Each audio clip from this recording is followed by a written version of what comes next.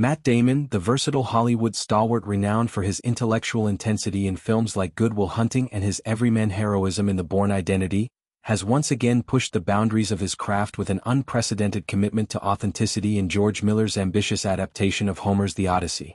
At 55, Damon embodies Odysseus, the cunning king of Ithaca whose epic voyage home after the Trojan War tests the limits of endurance, wit, and resilience.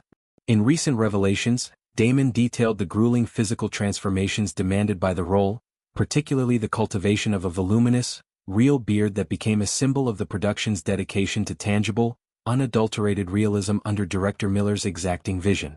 The beard, far from a mere cosmetic choice, emerged as a cornerstone of Damon's immersion. Miller, celebrated for his visceral worlds in Mad Max, Fury Road, eschewed synthetic prosthetics in favor of organic elements that withstand the rigors of high-stakes action. "I'm not a big fan of wigs and fake beards," Miller explained in an extensive interview. "You want the physicality of real hair so that you can put a fire hose on the guy and do all the things we need him to do." This philosophy permeates the film, where Odysseus' Odyssey involves tempests, mythical beasts and brutal combats, scenarios demanding durability. Damon, reflecting on the novelty of his follicular endeavor, admitted, "I'd never tried to grow a beard that size. I mean, there are about 100 things to take a beard off my face before it can get that long, starting with my kids. But yeah, he wants it all real."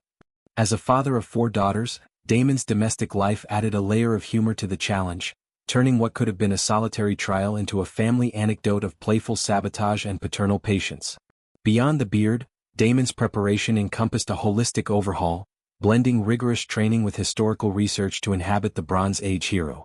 Odysseus, in Homer's Iliad and Odyssey, is no chiseled demigod like Achilles but a resourceful everyman, scarred by war, tempted by sirens, outwitted by cyclopes. Damon's regimen likely mirrored his past feats, such as the lean machismo for the Martian or the tactical prowess in Jason Bourne, but amplified for mythological scale.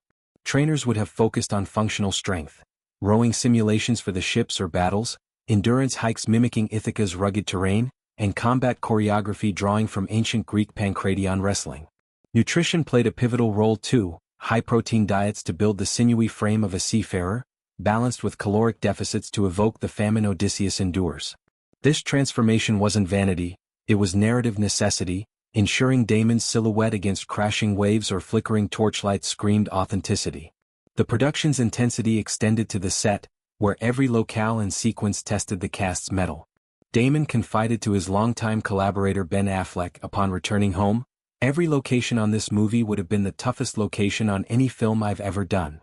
From arid Greek islands standing in for Troy's aftermath to constructed vessels battling studio-simulated storms, the environments were unforgiving."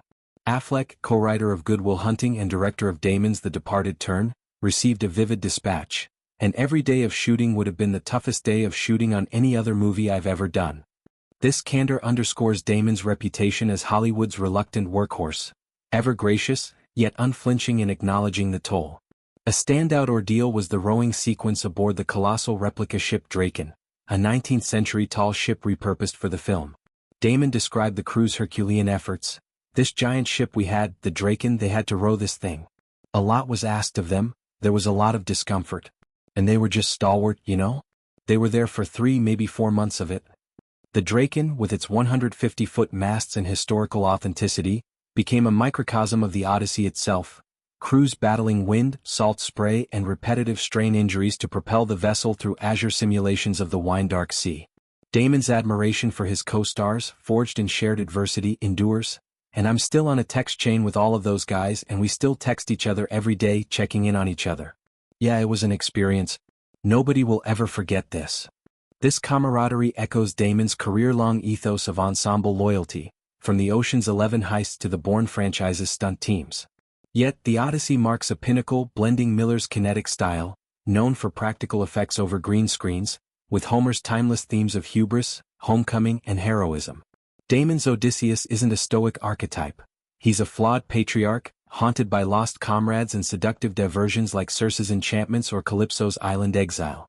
To capture this, Damon drew from personal reservoirs. His Boston roots inform Odysseus' street-smart guile, while fatherhood lends tenderness to the suitor-slaying finale. Method elements, perhaps journaling in ancient Greek or fasting to simulate shipwreck starvation, deepened his embodiment.